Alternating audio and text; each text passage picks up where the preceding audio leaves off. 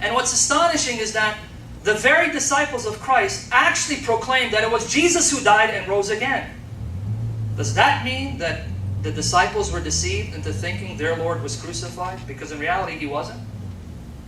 Now with that said, let's talk about the dilemma.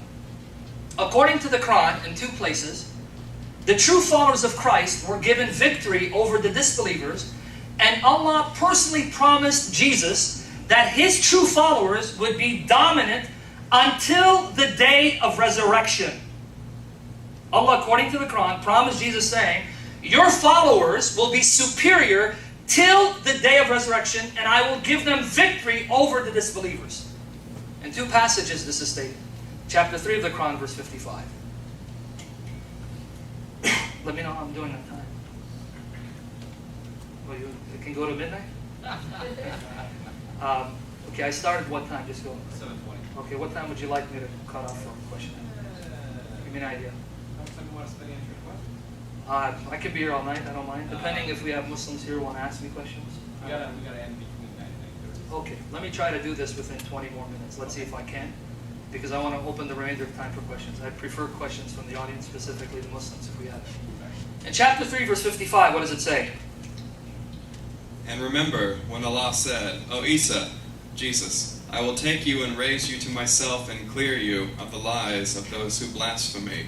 And I will make those who follow you above those who reject faith to the day of judgment. I'll make those who what? Oh. Follow you, what? Sorry, last one. It's okay, it's the second part of the verse. Okay. I will make those who follow you above those who reject faith Till when? to the day of judgment. So Allah told Jesus upon His ascension, I will make your followers superior above those who disbelieve till when? Till Islam? Till the 7th century when Muhammad comes and preaches Islam? Or till the day of resurrection? What does the passage say? Till the day of resurrection, right?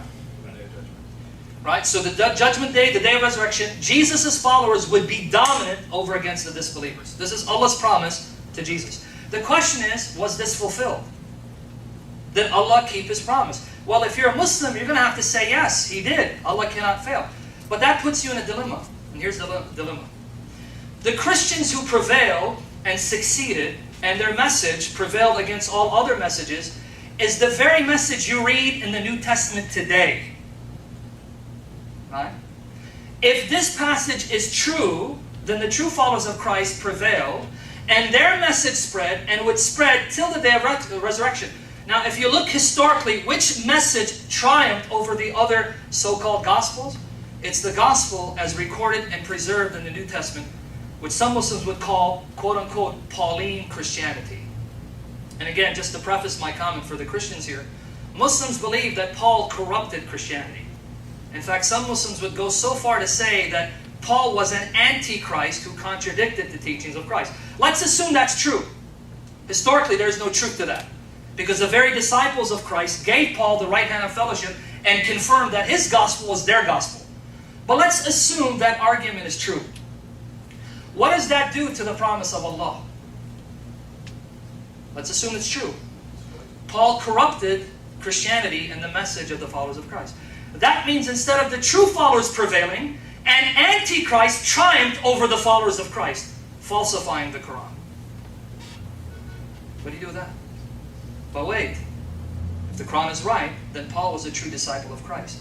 But if he's a true disciple of Christ, whom God used to spread the message, the Qur'an is still wrong because it contradicts the message of Paul. You see the dilemma? But there's another passage.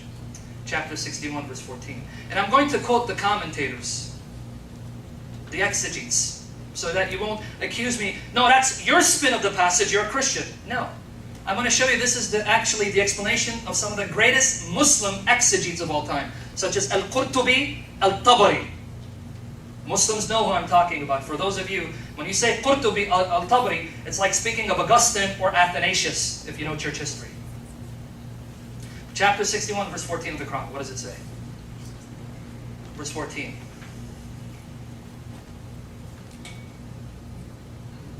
It's after chapter 60. Thank you. O you who believe, become you the helpers in the cause of Allah. And Isa, Jesus, the son of Mary, said to the followers, disciples, who will be my helper to the work of Allah? said the followers, disciples, "We are Allah's helpers." Then a portion of the children of Israel believed and a portion disbelieved. So we gave power to those who believed against their enemies, and they became the ones who won. So who prevailed, who won by the power of Allah? The true followers. But again, if Paul corrupted Christianity, then the true followers failed. Allah didn't help them. Now if you're a Muslim, can you opt for that explanation? Can you agree that Paul corrupted Christianity in light of the teachings of the Qur'an, that the true followers were given power over against the disbelievers and be dominant